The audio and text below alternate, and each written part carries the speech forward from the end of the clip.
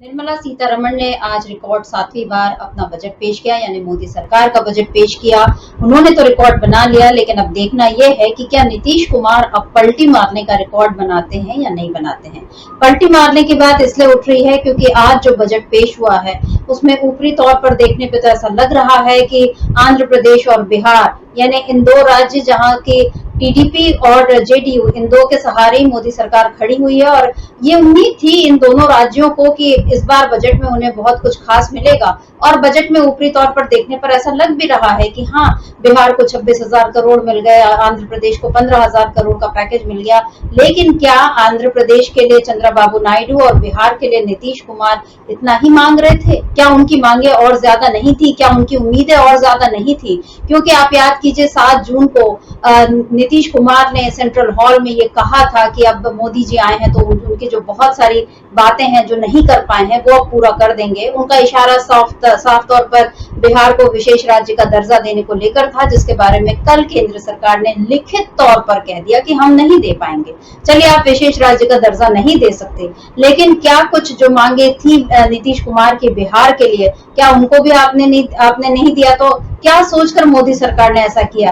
क्या मोदी जी को ये लगता है कि थोड़ा सा जो झुंझुना पकड़ा दिया जाएगा और इसी से नीतीश कुमार और नायडू जो है वो बहल जाएंगे, या ये झुंझुना पकड़ाना बहुत भारी पड़ेगा मोदी जी को? आज इसी पर हम खरी खरी चर्चा करेंगे। इससे पहले आपको बता दूं कि आज बिहार विधानसभा में हंगामा भी हो गया और बाकायदा विधायकों ने झुंझुना लेकर ही प्रदर्शन भी किया। तो बिहार विधानसभा के हंगामे को तो किसी तरह संभाल लिया गया है, वहां पर विपक्ष के नेताओं को किसी तरह संभाल लिया गया, लेकिन चंद्रबाबू नायडू और नीतीश कुमार के सांसदों को क्या आगे मोदी संसद में संभाल पाएंगे? क्या वो अपनी सरकार संभाल पाएंगे? ये सब इसी पर आज हम चर्चा करेंगे। हमारे साथ जुड़े हुए हैं अमलेंदु उपाध्याय जी। अमलेंदु जी, बहुत बहुत स्वागत आपका इस कार्यक्रम में।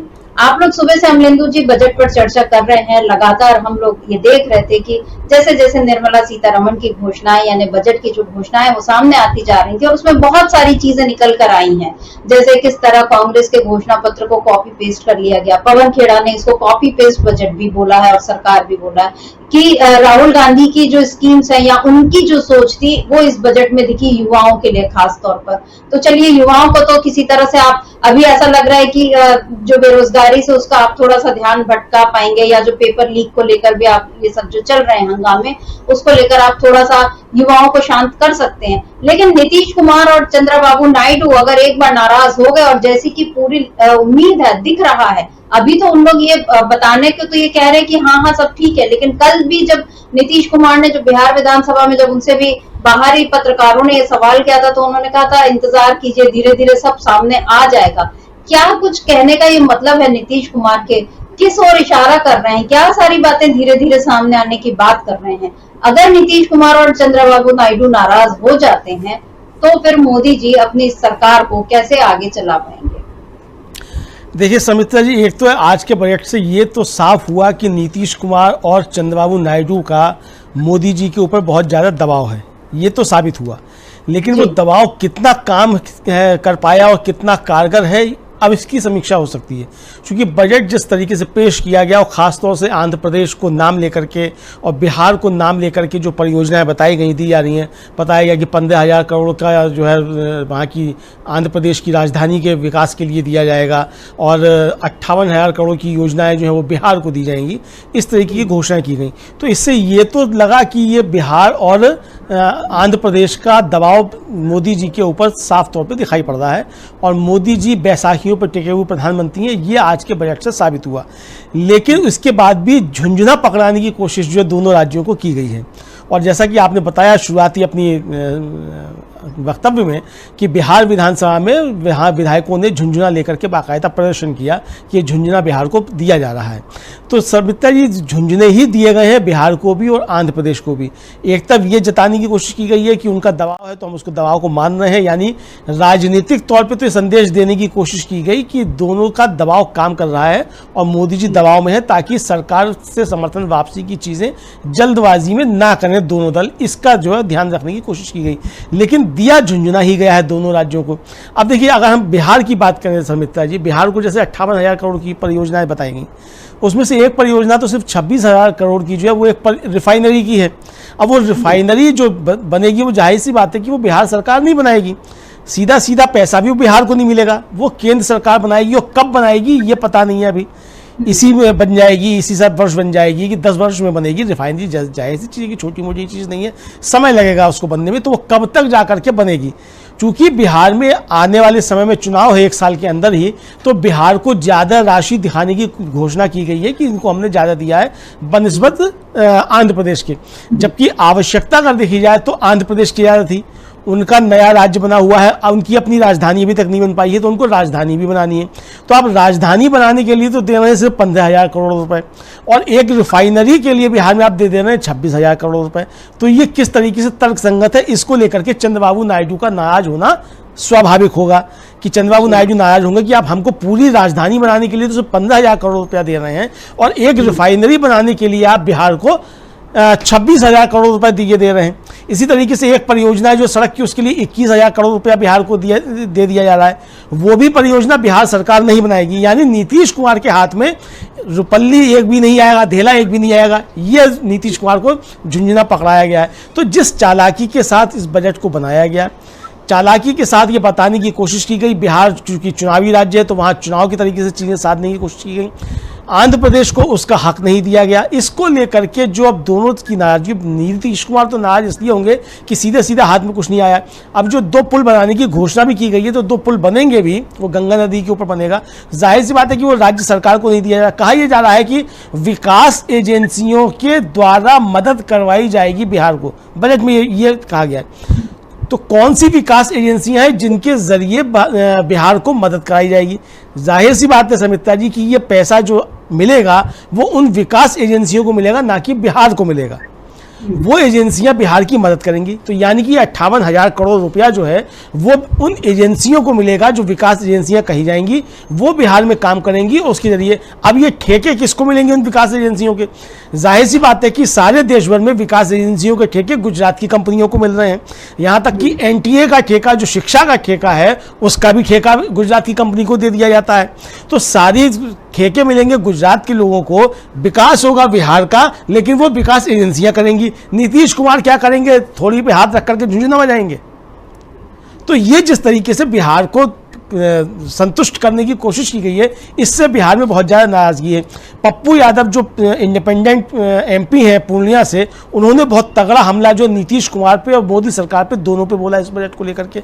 उन्होंने साफ साफ कहा कि ना तो शिक्षा के नाम पे बिहार को कुछ दिया जा रहा है, ना रोजगार के नाम पे बिहार को कुछ दिया जा रहा है। जो परियोजनाएं हैं वो भी जो है वो बिहार से के लिए कोई लाभप्रद नहीं होंगी। तो बिहार के विकास के लिए जो परियोजनाएं दी जानी चाहिए थी, जिससे बिहार में रोजगार उत्पन्न होता, बिहार के लोग जो बाहर मजदूरी करने के लिए जाते हैं वो पलायन रुकता, स्थानीय लोगों को स्थानीय रोजगार मिलता, इस तरह की कोई भी योजना इस सरकार ने नहीं दी है। एक भी केंद्रीय विद्यालय बिहार में नहीं है और कोई केंद्रीय विद्यालय बिहार को दिया भी नहीं गया है, ये भी आ गया।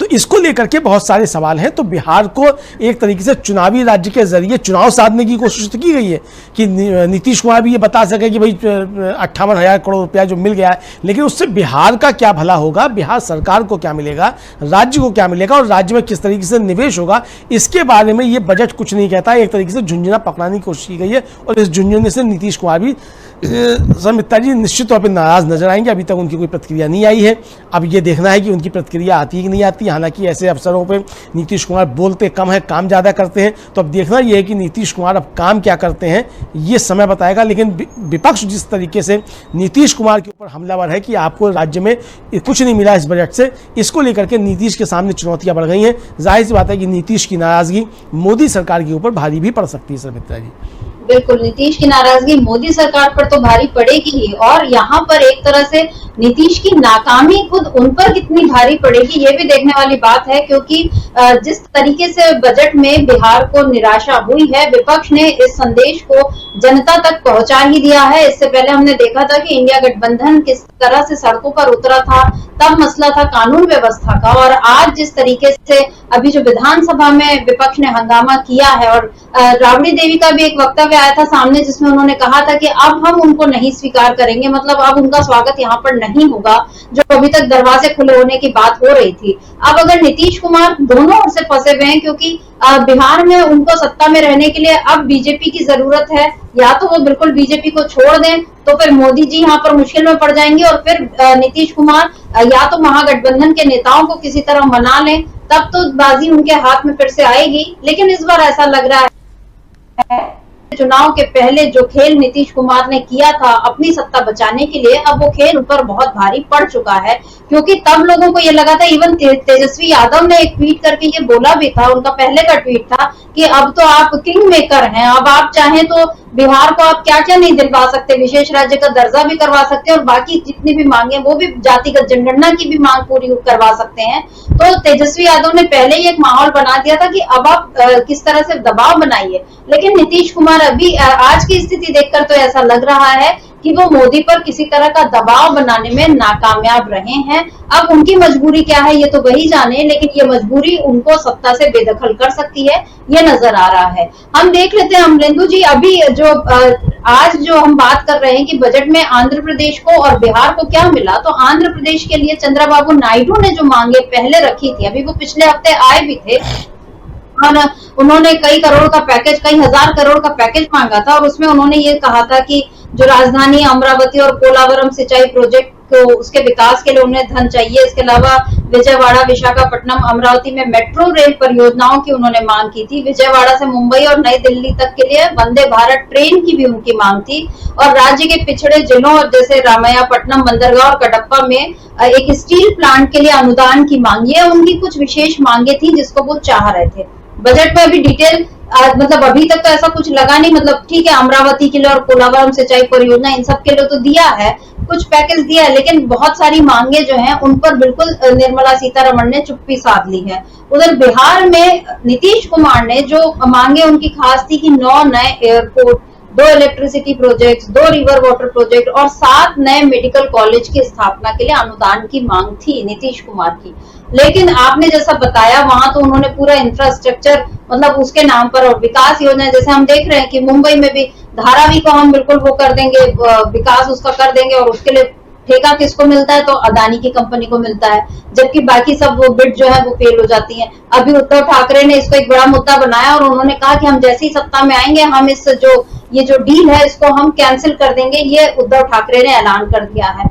अब ऐसा क्या आपको लगता है अमलेंदु जी की अभी तो आज तो ये बजट में बात आई है, फिर धीरे से ये परियोजनाएं जो है वो फाइनल होंगी, जैसा कि हाईवे के लिए या पुलों के लिए या बाकी जो इंफ्रास्ट्रक्चर है उसके लिए, फिर वो जो विकास कंपनी मतलब विकास के नाम पर जिन कंपनियों को ये ठेके मिलेंगे, और जहां तक उम्मीद है ये ठेके जाएंगे गुजरात की लॉबी को, तो क्या ऐसा हो सकता है कि क्या तेजस्वी यादव या कांग्रेस या जो महागठबंधन है ये भी कुछ ऐसा ही ऐलान कर दे कि हम बिहार में सत्ता में आएंगे और हम इस सबको वो करेंगे? क्योंकि नीतीश कुमार के हाथ में तो ऐसा होता है ना कि आपको कुछ चीज देनी है तो आपके हाथ में दी जाती है, लेकिन आपने उनको न देकर ये बता दिया कि तुम खुश रहो क्योंकि तुम्हारे यहाँ ये सब बन रहा है, कैसे बनेगा, कौन बनाएगा, किस तरह से काम होगा, कब तक होगा, ये सब हमारी मर्जी होगी। नीतीश कुमार को यहाँ जिस तरह से साइडलाइन किया है मोदी जी ने, आपको क्या लगता है अमलेंदु जी, क्या नीतीश कुमार कोई बड़ा कदम उठा सकते हैं? क्योंकि कल उन्होंने जो कहा था कि आप धीरे धीरे मतलब बिहार का सब काम हो जाएगा, जो कुछ बचा हुआ है वो भी हो जाएगा, आप धीरे धीरे देखिए सब हो जाएगा। लगता है आपको कि धीरे धीरे सब कुछ हो जाएगा, या नीतीश कुमार धीरे धीरे कोई पलटने का फैसला ले चुके हैं? समिता जी, नीतीश कुमार जब नाराज होते हैं तो काफ़ी समय पहले से उसके संकेत देना शुरू कर देते हैं। जब नीतीश कुमार एनडीए की बैठक में शामिल हुए थे जिसमें प्रधानमंत्री नरेंद्र मोदी को एनडीए का नेता चुना गया था, उसमें नीतीश कुमार का कहना था कि बिहार का तो सब काम हो ही जाएगा, आप है ना, तो बिहार का तो सब काम हो ही जाएगा, आप है ना, धीरे धीरे सब हो ही जाएगा, ये जो कहा था नीतीश बाबू ने। अब नीतीश बाबू कह रहे हैं कि देखते जाइए सब कुछ काम धीरे धीरे हो ही जाएगा। तो धीरे धीरे जो हो जाएगा, इसका मतलब नीतीश कुमार अब अपनी नाराजगी के संकेत देने लगे हैं। एक तो कल जिस तरीके से वित्त राज्य मंत्री ने बाकायदा खड़े होकर के सदन में कहा, जेडीयू के सांसद जो थे, वो कौन से मंडल थे, उनके प्रश्न के जवाब में, कि बिहार स्पेशल राज्य के स्टेटस का क्राइटेरिया को सूट नहीं करता, उससे उसका मिलान नहीं होता, यानी कि उसको बिहार को स्पेशल राज्य का दर्जा नहीं दिया सकता, स्पेशल स्टेटस नहीं दिया सकता, ये साफ तौर पे ऐलान कर दिया था। तो नीतीश कुमार की एक मांग जो थी उससे तो सरकार ने साफ तौर पे इनकार कर दिया। तो ये नीतीश के लिए एक बड़ा सेटबैक हो सकता है और इसको लेकर के कल विपक्ष काफ़ी ज़्यादा हमलावर था। आज जिस तरीके से घोषणाएं की गई उससे भी बिहार के हाथ में कुछ नहीं आया। अब जैसे बताया गया कि सब वो 2 एक्सप्रेसवे बनेंगे, वो एक्सप्रेसवे बनेंगे तो बनाएगा कौन? NHAI बनाएगा, जाहिर सी बात है, जब केंद्र सरकार स्वीकृत कर रही है। NHAI अब बनाएगा समित्रा जी, तो उससे टोल टैक्स कौन वसूलेगा? वो NHAI वसूलेगा, यानी वो केंद्र सरकार वसूलेगी। बिहार को क्या मिलेगा? झुंझुना। अगर ये स्टेट हाईवेज होते, राज्य सरकार बनाती, तो इससे रोजगार जो उत्पन्न होता वो राज्य सरकार का उत्पन्न होता, रेवेन्यू होती तो राज्य सरकार की होती, टोल टैक्स से आमदनी होती तो राज्य सरकार को होती, यानी कि राज्य सरकार के हाथ कुछ नहीं आएगा, बिहार के हाथ कुछ नहीं आएगा। बिहार से टोल टैक्स वसूलेगी केंद्र सरकार और बताया जाएगा कि बिहार के लिए हमने काम कर दिया। यानी कि आप खाल भी खींच लेंगे बिहार की और आप जो है वो बताएंगे कि बिहार का आपने विकास कर दिया। और ठेका कौन किसको जाएगा? वो गुजरात की कंपनी को जाएगा, सबको मालूम है कि ठेके गुजरात की कंपनियों को ही जाएंगे। तो ये नीतीश कुमार को किस तरीके से इसका लाभ हुआ? किसी तरीके से इसका कोई लाभ नीतीश कुमार को नहीं हुआ। इसी को लेकर के विपक्ष सवाल उठा रहा है। और जो आपने सवाल किया, क्या नीतीश कुमार कुछ नाराजगी दिखा सकते हैं? तो नीतीश कुमार जब नाराज होते हैं तो पहले से उसके संकेत देना शुरू करते हैं। तो नीतीश कुमार का ये कहना है कि सब हो ही जाएगा धीरे धीरे, देखिए, तो ये धीरे धीरे, इसका मतलब नीतीश कुमार अब समर्थन वापसी का, या कहिए सरकार से अलग होने का, या सरकार को संकट डालने की कोई भूमिका तैयार कर रहे हैं। चूंकि वो पहले कहेंगे कि हमने तो साहब देखिए बिना शर्त समर्थन दे दिया था, हमने उस समय आपसे नहीं कहा था, हमने तो कहा था भाई सब कुछ काम धीरे धीरे हो ही जाएगा, हमने विशेष राज्य के दर्जे की मांग की, सरकार ने उसको इनकार कर दिया, हमने कहा था तो आर्थिक पैकेज दे दो, स्पेशल पैकेज दे दो, वो आपने नहीं दिया, जो योजनाएं हमको दी वो भी केंद्र की योजनाएं हैं, सारा केंद्र को देगा, राज्य सरकार इसमें क्या करेगी? जो पुल गिर गए हैं उनको बनाने के लिए पैसा चाहिए, वो नहीं मिलेगा, नए पुल बनेंगे वो केंद्र सरकार बनाएगी। तो राज्य सरकार के हाथ में कुछ नहीं है। तो नीतीश कुमार फिर धीरे धीरे इसके लिए तैयार होंगे। जाहिर सी बात है समिता जी, जैसे आज पप्पू यादव हावी हो रहे थे नीतीश कुमार के ऊपर और केंद्र सरकार को कोस रहे थे इस बजट को लेकर के, ऐसे स्वर और लोगों के भी आएंगे। आज सुबह अखिलेश प्रसाद सिंह जो कांग्रेस के प्रदेश के अध्यक्ष हैं बिहार के और राज्यसभा के सांसद भी हैं, वो बजट सत्र शुरू होने से पहले बात कर रहे थे और वो भी कह रहे थे कि बिहार को कुछ मिलने वाला नहीं है, इस तरह की बातें कर रहे थे। तो जाहिर सी बात है कि अब इसके बाद जब बजट आ चुका है तो इसके बाद जो प्रतिक्रियाएं आएंगी वो भी किसी न किसी तरीके से नीतीश कुमार को परेशान करने वाली होंगी। जब नीतीश कुमार परेशान होंगे और उन्हें लगेगा कि मेरी राजनीति खत्म हो रही है और ये सरकार जो है, हमने तो इसको समर्थन दिया था, ये हमारी बैसाखी पर टिकी हुई सरकार है। विपक्ष ये एक तरफ ये कह रहा है, अखिलेश यादव कह रहे हैं कि ये नीतीश और नायडू के दबाव में बना है बजट, और इसके बावजूद मिला कुछ नहीं नीतीश और नायडू को, तो बदनाम भी हुए और मिला भी कुछ नहीं। तो ये किस तरीके की राजनीति है? तो इसके बाद फिर नीतीश और नायडू दोनों नाराज हो सकते हैं। जाहिर सी बात है कि चंद्रबाबू नायडू बोलते कम है, काम ज़्यादा करते हैं, और नीतीश कुमार भी जो है जब समय आता है तो खूब बोलते हैं और बताते रहते हैं कि हम ऐसा करेंगे और वैसा करेंगे, भूमिका पहले से बनाना तैयार कर देते हैं। लेकिन चंद्रबाबू नायडू बिना बोले हुए अपनी जो है काम जो करना होता है वो कर देते हैं। 2018 में भी जब अलग हुए थे चंद्रबाबू नायडू, उन्होंने कोई भूमिका नहीं बनाई थी। एक दिन उठे और सुबह ऐलान कर दिया कि हम एनडीए से अलग हो रहे हैं, चूंकि हमको स्पेशल राज्य का जो दर्जा था वो केंद्र सरकार ने नहीं दिया, और आंध्र प्रदेश पुनर्गठन विधेयक जो है उसके तहत जो हमको राशि मिलनी चाहिए थी वो नहीं मिली है। देखिए समिता जी, आंध्र प्रदेश की जो समस्याएं हैं वो जेन्युइन हैं, और जेन्युइन इसलिए है कि राज्य का बंटवारा हुआ, जो रेवेन्यू जनरेट करने वाले शहर थे वो सब चले गए तेलंगाना में। जिस हैदराबाद और सिकंदराबाद को बहुत कहा जाए कि लगन के साथ चंद्रबाबू नायडू ने विकसित किया और साइबराबाद बनाया, यानी बेंगलोर के बाद अगर कोई साइबर सिटी था तो सिकंदराबाद होता था, जो साइबराबाद कहलाता था, वो चला गया तेलंगाना के पास। और जब आंध्र प्रदेश अलग हुआ तो उसको अब बंटवारे को लेकर के राज्य की संपत्तियां जो उनको लेकर के झगड़े हैं। अभी तक तो ये था कि भाई 10 साल तक जो है वो तेलंगाना को इस्तेमाल करता रहेगा आंध्र प्रदेश भी, लेकिन संपत्तियों के बंटवारे के झगड़े अभी भी हैं। रेवंत रेड्डी के साथ उनकी मुलाकात हो चुकी है। रेवंत रेड्डी और वो दोनों आकर के दिल्ली में भी मुलाकात कर चुके हैं केंद्र के मंत्रियों से। तो यानी आंध्र प्रदेश की तेलंगाना के साथ संपत्ति के बंटवारे को लेकर के झगड़े हैं। नई अमरावती को डेवलप करना चाहते हैं राजधानी के तौर पे। जाहिर सी बात है सुमित्रा जी, 15,000 करोड़ में कोई राजधानी डेवलप नहीं हुआ करती है। और जैसे मैंने बताया कि आप 2 हाईवे के लिए तो 21,000 करोड़ रुपये, 26,000 करोड़ रुपये आप दे रहे हैं, लेकिन एक राज्य की राजधानी विकसित करने के लिए आपसे 15,000 करोड़ रुपया दे रहे हैं। तो भाई अगर 2 हाईवे 26,000 करोड़ रुपए में विकसित होंगे तो कैसे एक राजधानी 15,000 करोड़ में विकसित हो जाएगी? और इसके बारे में भी कोई स्पष्ट नहीं है कि 15,000 करोड़ रुपया इसी बजट में मिल जाएगा कि ये 2047 तक मिलेगा, क्योंकि विकसित भारत आपको 2047 तक बनाना है। तो क्या 2047 तक ये 15,000 करोड़ रुपया मिलेगा आंध्र प्रदेश को? तो ये एक तरीके से झुंझुना पकड़ाने की कोशिश की गई है बिहार और आंध्र प्रदेश दोनों को। इसको लेकर के बहुत सारे सवाल हैं। मुझको लगता है कि अगर पप्पू यादव की हम लोगों के पास बाइट हो तो उसको हम लोग सुनवा भी सकते हैं पप्पू यादव को, कि पप्पू यादव नीतीश कुमार को लेकर के और इस बजट को लेकर के किस तरीके से हमलावर हुए। और ये समस्या नीतीश कुमार के सामने बढ़ेगी समिता जी, और जब ये समस्या बढ़ेगी तो नीतीश कुमार बैकफुट पे आएंगे, और जब नीतीश कुमार बैकफुट पे आएंगे तो फिर मोदी सरकार को वो संकट में डालेंगे। और अब लगता है कि चंद्रबाबू नायडू भी नीतीश कुमार के साथ सुर में सुर मिलाते नजर आ सकते हैं, क्योंकि 15,000 करोड़ रुपए में कोई भी जो है वो राजधानी नहीं बना करती है। मुझे लगता है कि सरकार के सामने ऑप्शन भी छोड़ दिया कि ठीक है आप समर्थन वापस मत लीजिए लेकिन मंत्रिमंडल से हट जाइए, मतलब अपनी इज्जत तो कम से कम आप बचा लीजिए। इन्हें एक संदेश गहरा आप दे सकते हैं कि क्या आपने मांगा था और क्या आपको मिला, तो आप अपनी नाराजगी दिखाने के जो तरीके हैं वो आप बता दीजिए। ये पप्पू यादव ने कह दिया। अब अमलिंग जी जो बातें उन्होंने कही, जैसे केंद्रीय विश्वविद्यालय नहीं मिला,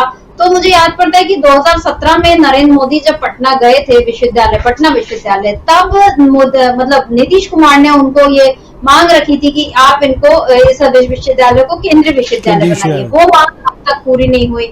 इसके अलावा जैसे अभी जो उन्होंने और क्या क्या मांगा था, उन्होंने ये भी मांगा था कि बीजेपी से रेल, कृषि और वित्त मंत्रालय, इस बार उनको ये उम्मीद थी कि हम सरकार में आ रहे हैं तो हमको कम से कम इनमें से कोई एक वित्त मतलब कोई एक मंत्रालय मिलेगा। वो मांग आपकी पूरी नहीं हुई। विशेष राज्य के दर्जे पे तो कल एकदम दो टूक जवाब मिल ही गया है कि नहीं हो सकता।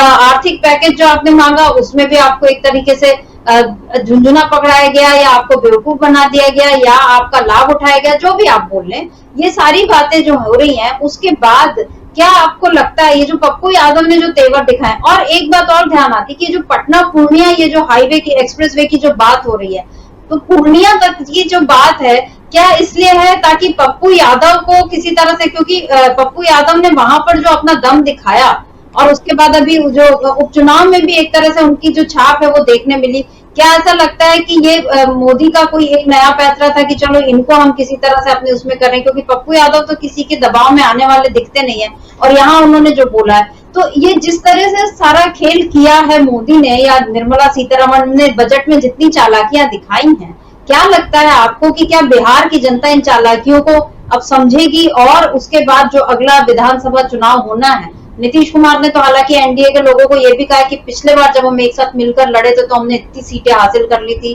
तो इस बार भी हम बिल्कुल सुपड़ा साफ कर देंगे, इस तरह की बातें उन्होंने कही हैं।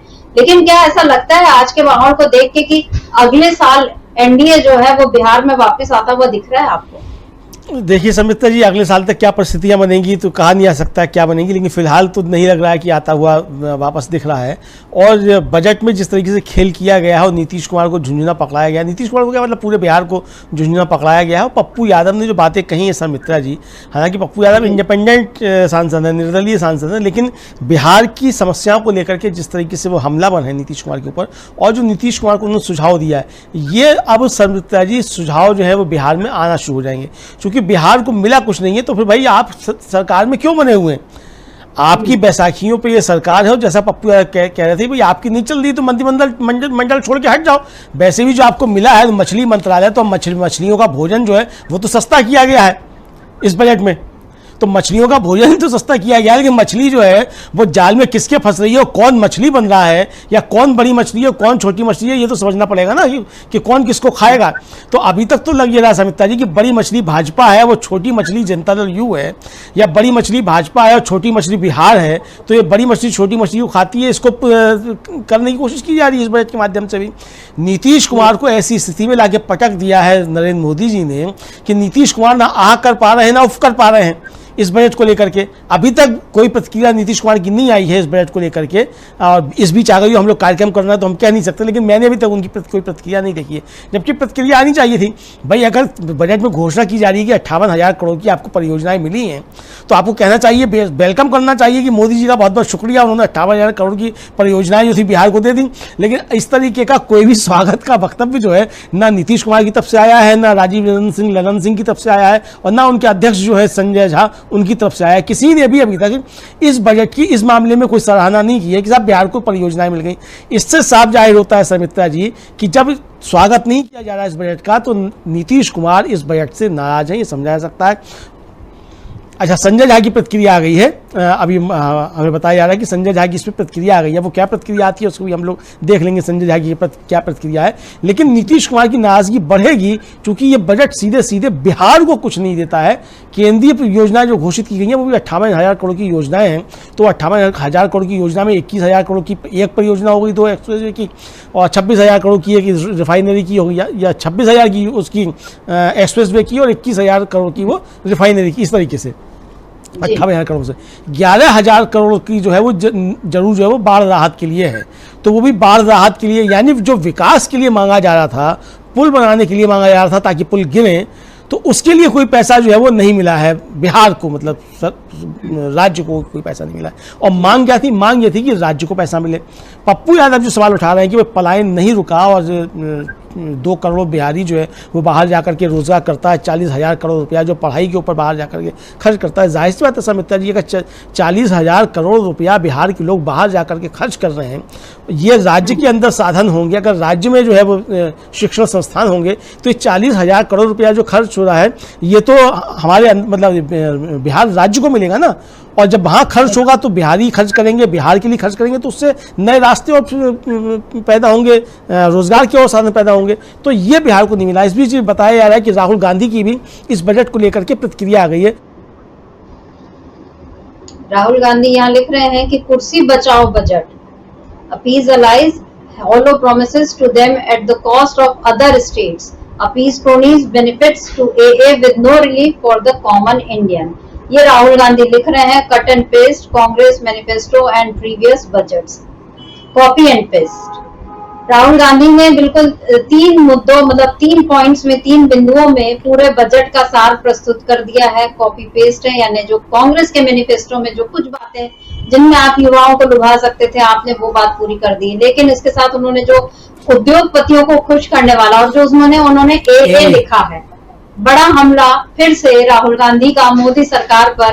AA लिखकर राहुल गांधी ने बता दिया कि ये पूरा बजट, और जैसा अभी हम चर्चा कर ही रहे हैं कि बिहार में जितनी विकास परियोजना है वो जाएंगी कहाँ, वो गुजरात लॉबी को जाएंगी, और गुजरात लॉबी यानी AA। दर्शक समझ सकते हैं कि राहुल गांधी का इशारा अदानी और अंबानी की तरफ है। एक बार बड़ा हमला राहुल गांधी का फिर से मोदी सरकार पर इस बजट के जरिए। और ये जो राहुल गांधी ने जो अपना जो ट्वीट किया है बहुत ही मारक, ये जो कुर्सी बचाओ ट्वीट, और उसमें उन्होंने ये भी लिखा है कि जैसे आंध्र प्रदेश और बिहार को जो पैकेज मिला है, पैकेज भी क्या कहे, जो उनको खुश करने की कोशिश की गई है वो दूसरे राज्यों की कीमत पर, क्योंकि ओडिशा की भी अपनी मांगे थी, तेलंगाना की भी अपनी मांगे थी, उत्तर प्रदेश की अपनी, मतलब झारखंड की अपनी मांगे थी। तमाम राज्य हैं जो ये मोदी सरकार का वो इंतजार कर रहे थे कि कब ये अगर अपना बजट पेश करेंगी तो उनको क्या मिलेगा, क्योंकि बहुत सारी चीजें राज्य में जो होती वो केंद्र के भरोसे होती हैं। लेकिन हम यहाँ देख रहे हैं अमलेंदु जी की मोदी जी ने एक बार फिर अपने जो जिनसे उनकी सत्ता सदती है उन राज्यों को तो कुछ देकर आपने कि ठीक है आपको इतना मिल रहा है, अब आप मुंह बंद रखो, और बाकी राज्यों को फिर से उन्होंने निराश ही किया है। ये राहुल गांधी ने 3 बिंदुओं में समझा दिया है, बहुत बड़ा हमला। राहुल गांधी से पहले हमने सुना कि पप्पू यादव ने क्या कहा। अमलेंदु जी, जयराम रमेश का भी ट्वीट है हमारे पास, जिसमें उन्होंने जो आंध्र प्रदेश के बजट को, मतलब बजट में आंध्र प्रदेश को क्या कुछ मिला है, इसको लेकर जयराम रमेश ने जो लिखा है वो भी देख लेते हैं। अभी वो ट्वीट आ नहीं पाया है, लेकिन हम लोग पढ़ के बता देते हैं जयराम रमेश ने क्या कहा है। जयराम रमेश ने ये कहा है कि 2018 में जब चंद्रबाबू नायडू अलग हुए थे तो उस समय वो इसी भी अलग हुए थे कि ये आंध्र प्रदेश पुनर्गठन विधेयक के तहत स्पेशल राज्य का स्टेटस उनको नहीं दिया। फिर दूसरा उसको रिपोस्ट करते हुए जयराम रमेश ने कहा कि भाई ये जो आज आप घोषणा कर रहे हैं 15,000 करोड़ की जो बजट में की गई है, इसको घोषणा करने में आपको 10 साल क्यों लग गए, 10 साल में आपने क्यों नहीं किया। तो यानी कि चंद्रबाबू नायडू की नाराज़गी जो है वो अगर खुल करके सामने नहीं आई है, लेकिन उसको हवा जो है वो कांग्रेस ने दे दी है कि ये झुंझुना जो पकड़ाया गया है आंध्र प्रदेश को, ये झुंझुना जो है वो किसी काम का नहीं है, ये समझ में आ गया। अंग्रेजी में ट्वीट किया जयराम रमेश ने, तो इसलिए अभी हम उसको हिंदी पा रहे, बाद में अब देंगे जब हिंदी में वो आ जाएगा उसका। तो ये सुमित्रा जी जयराम रमेश ने आंध्र प्रदेश को लेकर के कहा है। तो जो आपने कहा कि भाई नीतीश और नायडू अगर दोनों नाराज हो जाते हैं तो ये सरकार कैसे चलेगी, तो जाहिर सी बात है सुमित्रा जी की नाराजगी बढ़ेगी। और अभी तक इंतजार ये किया जा रहा था कि बजट में शायद कुछ ऐसा आएगा कि जिससे दोनों बैसाखियों को किया जाएगा। कल्याण बनर्जी जो सांसद हैं तृणमूल कांग्रेस के, उन्होंने भी इसको कुर्सी बचाओ बजट कहा है, जो राहुल गांधी कह रहे हैं कुर्सी बचाओ बजट है। और कल्याण बनर्जी तो बहुत मतलब तीखे हमले एक तरीके से करते हैं, और इतने तीखे हमले करते हैं कि हमारे जो उपराष्ट्रपति हैं वो काफ़ी ज़्यादा आहत हो जाते हैं कि मेरी इस तरीके से की जा रही थी नकल। तो मेरे ख्याल से कल्याण बने रहिए, परिचर्चा अभी जारी है। वीडियो को लाइक और शेयर कर दीजिए और चैनल को सब्सक्राइब कर लीजिए। आइए आगे सुनते हैं इस परिचर्चा। घोटने का 2.5 घंटे तक मेरा गला घोटने के वो हुआ। तो अब ऐसा लग रहा है कि इस तरह के हमलों के बाद, क्योंकि अब विपक्ष जो है, मतलब ये राहुल गांधी का ट्वीट हमने देखा, पप्पू यादव की बात हमने सुनी है, जो कल्याण बनर्जी जिस तरीके से बोल रहे हैं कि ये इंडिया का बजट नहीं है, ये साफ तौर पर जो है अपनी कुर्सी बचाने का बजट है, ये बिल्कुल मोदी सरकार के लिए बोल दिया गया है। यानी अभी सत्ता संभाले 9 जून के बाद आज हो रही है 23 जुलाई, अभी मतलब बमुश्किल 1.5 महीना हुआ है मोदी को, और ये जो अभी से सरकार के लिए इस तरह की बातें होने लगी हैं कि आपको अभी से कुर्सी बचाने की जरूरत पड़ रही है, ये जो संदेश जा रहा है बड़ा ही मतलब मेरा ख्याल है कि एक घातक संदेश है एनडीए के लिए। अब अमरेंदु जी, ये जो जैसे आपने जयराम रमेश के ट्वीट का भी आपने जिक्र किया कि उन्होंने याद दिलाया चंद्रबाबू नायडू को कि आपने किस बात को लेकर एनडीए को छोड़ा था। आज भी जो स्थिति है वो वही की वही है, कुछ भी नहीं बदला।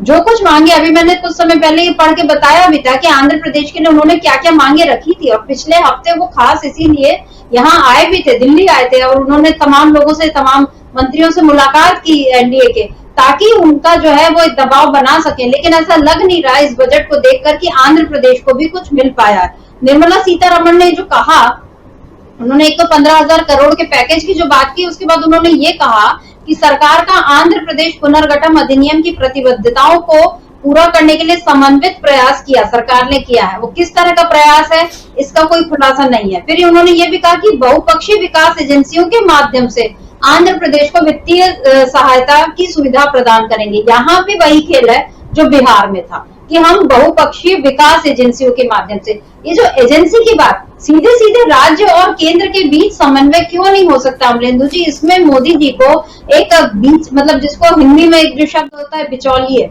क्या ये विकास एजेंसियों को ये बिचौलिए की भूमिका में, ये यहाँ पर अब उनकी भूमिका क्या सरकार चलाने में एकदम अहम हो गई अमरेंदु जी? ये जो मोदी जो कर रहे हैं, जिस तरह का काम कर रहे हैं, क्योंकि पहले भी होता था कि विकास परियोजनाएं बहुत सी कंपनियों को ठेके मिलते थे, सब होता था, लेकिन बजट में इस तरह से साफ साफ उल्लेख करना कि ये हम आपको नहीं देंगे, ये हम विकास एजेंसियों के जरिए ये सारे काम होंगे, ये जो बिचौलियों वाला खेल शुरू हो गया है, क्या इससे देश को नुकसान होगा? जनता इस बात को समझ रही है। और दूसरा, आंध्र प्रदेश को जिस तरह से, क्योंकि उन्होंने ये भी, जैसे पोलावरम सिंचाई परियोजना ठीक है चंद्रबाबू नायडू ने मांगी थी और आप उसको पूरी कर रहे हैं, उसके बाद लेकिन जो बाकी उन्होंने जैसे मेट्रो की बात या वंदे भारत ट्रेन, उस सबका तो जिक्र मेरा ख्याल है अभी आया नहीं, या जो रेल बजट भी आजकल उसी में शामिल हो जाता है, तो पता नहीं चलता है कि रेल के लिए अलग से क्या सुविधा हुई है।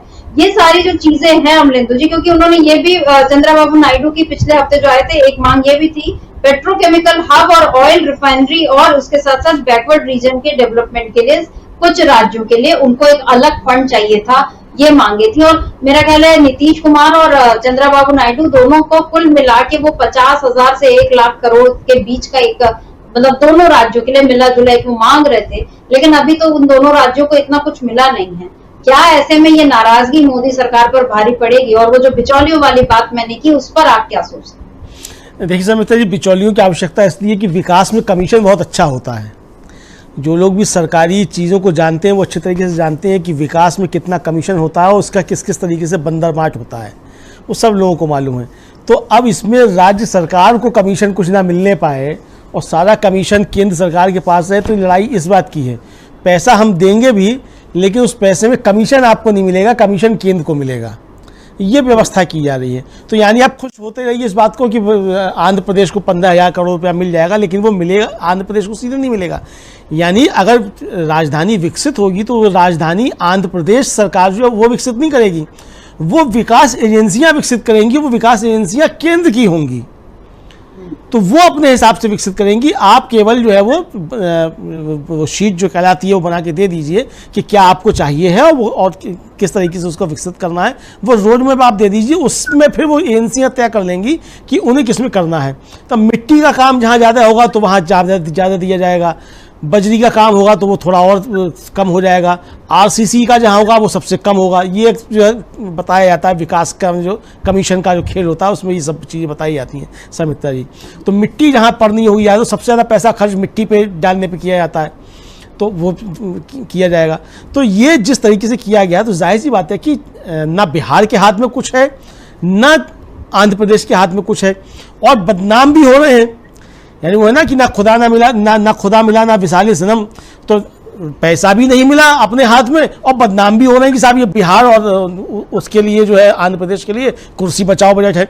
अब कुर्सी बचाओ बजट कल्याण बनर्जी भी कह रहे हैं, राहुल गांधी भी कह रहे हैं कि कुर्सी बचाओ बजट है। तो ये कुर्सी बचाओ बजट तो हो गया, ये तो साफ समझ आया कि कुर्सी बचाने के लिए किया जा रहा है।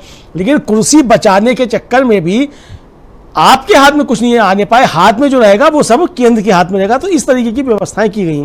कुल मिला के समित्रा जी ये जो बजट है ये झुंझुना पकड़ाया गया है आंध्र प्रदेश और बिहार दोनों को। चंद्रबाबू नायडू और नीतीश कुमार अगर सयाने राजनीतिज्ञ होंगे तो तुरंत इस पर अपनी प्रतिक्रिया देंगे, नाराजगी जताएंगे, और सिर्फ नाराजगी नहीं जताएंगे, वो जानते हैं अच्छे तरीके से ये सरकार उनकी बैसाखियों पर टिकी हुई है। और वो जानते हो ना जानते हो, मोदी जी इस बात को जानते हैं कि सरकार इन 2 बैसाखियों पर टिकी हुई है।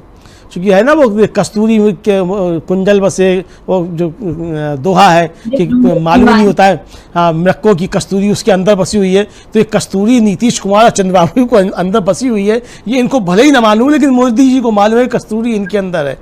तो ये सरकार इन बैसाखियों पर टिकी हुई है, तो मोदी जी को मालूम है इन बैसाखियों को भले ही ना पता हो, तो इन बैसाखियों को अपनी ताकत दिखानी चाहिए और ये बताना चाहिए कि ये जो परियोजनाएं आप दे भी रहे हैं, जो आपने घोषणा की है, तो ये सीधे सीधे राज्य सरकार को दीजिए। राज्य सरकार अपने हिसाब से तय करेगा कि उसकी कहाँ क्या आवश्यकता है, आप उसको धन दीजिए। योजनाएं तय करना आपका काम नहीं है, वो राज्य अपनी ज़रूरतों के हिसाब से उसको तय करेगा। और अगर ये केंद्रीय योजनाएं हैं आप दे रहे हैं तो इसका फिर राज्य से कोई लेना देना नहीं है। सीधी सीधी बात कीजिए कि इसका राज्य से कोई लेना देना नहीं है, और ये भ्रम मत फैलाइए कि राज्यों को आपने कुछ दिया है। ये स्पष्ट बात चंद्रबाबू नायडू और नीतीश कुमार दोनों को करनी पड़ेगी। चंद्रबाबू नायडू तो अभी थोड़ा बर्दाश्त भी कर सकते हैं कि विधानसभा चुनाव दूर है, लेकिन नीतीश कुमार इसको बर्दाश्त नहीं कर पाएंगे चूंकि वहाँ विधानसभा चुनाव नज़दीक है। इसलिए समिता जी अगर ये दोनों नाराज होते हैं तो इस सरकार के ऊपर संकट गहराएगा। फिर देखना ये है कि अब वो समय भी नहीं है समिता जी कि ईडी और सीबीआई के जरिए ऑपरेशन लोटस चला करके सरकारें बचाई जा सकें या बनाई और बिगाड़ी जा सकें। वो समय भी जा चुका है, 4 जून 2024 तक वो समय था, उसके बाद वो समय समाप्त हो चुका है। तो इसलिए अब इन दोनों नेताओं को, खासतौर से चंद्रबाबू नायडू और नीतीश कुमार को, अपनी अहमियत जो है वो मालूम होना चाहिए कि इस सरकार में उनकी क्या अहमियत है, और अगर इसको नहीं करते हैं तो इसका मतलब कि वो अपने राज्य की जनता के साथ छल कर रहे हैं। बिल्कुल, नीतीश कुमार और चंद्रबाबू नायडू दोनों के कंधों पर इस समय बड़ी जिम्मेदारी है कि वो अपनी राज्य की जनता के सामने कम से कम जो उन्होंने वादे किए होंगे कि हम अगर एनडीए के साथ जा रहे हैं तो बदले में आपको क्या मिलेगा, ये बताने के लिए अब उनको आगे आना पड़ेगा। लेकिन जैसा कहते हैं कि रिएक्शन नहीं एक्शन ज्यादा स्ट्रांग होना चाहिए, और अभी जिस तरह से न नीतीश कुमार न चंद्रबाबू नायडू दोनों के रिएक्शंस, कम से कम अभी हम लोग जो बात कर रहे हैं, पता नहीं है कि उन लोगों के कोई रिएक्शन आए हैं या नहीं आए हैं, लेकिन क्या रिएक्शन से ज्यादा एक्शन उन लोगों का कुछ असर दिखाएगा, ये हमको देखना होगा। क्योंकि आज के इस बजट से ये तो साफ हो गया है कि नीतीश कुमार और चंद्रबाबू नायडू दोनों का सहारा लेकर मोदी जी ने सरकार तो अपनी बना ली, लेकिन जैसे स्पीकर के मुद्दे पर उनको निराश किया, जैसे बड़े मंत्रालयों के मुद्दे पर उनको निराश किया, और उन लोगों को ये उम्मीद में बनाए रखा कि ठीक है हम आपको बजट में कुछ दे देंगे, यहाँ बजट में भी उनको निराश किया है। तो मोदी से मिल रही ये निराशा क्या नाराजगी में तब्दील होगी, ये देखने वाली बात होगी। कमलेंदु जी, आज इस चर्चा को हम यहीं रोकते हैं। बहुत बहुत शुक्रिया आपका और शुक्रिया आप तमाम दर्शकों का जो आज हमारे साथ जुड़े और आपने इस चर्चा को ध्यान से सुना। आशा है ये कार्यक्रम आपको पसंद आया होगा। इस वीडियो को ज्यादा से ज्यादा शेयर करें, लाइक करें और कमेंट करके बताएं आपकी राय क्या है। और अगर आपने हमारा यूट्यूब चैनल अभी तक सब्सक्राइब नहीं किया है तो तुरंत इसको सब्सक्राइब कर लीजिए और बेल आइकन भी दबा दीजिएगा ताकि अगली जब वीडियो अपलोड हो तो आपके पास इसका नोटिफिकेशन पहुंच सके। और अगर आपने हमारा फेसबुक पेज फॉलो नहीं किया है, फेसबुक पेज को भी फॉलो करें। धन्यवाद।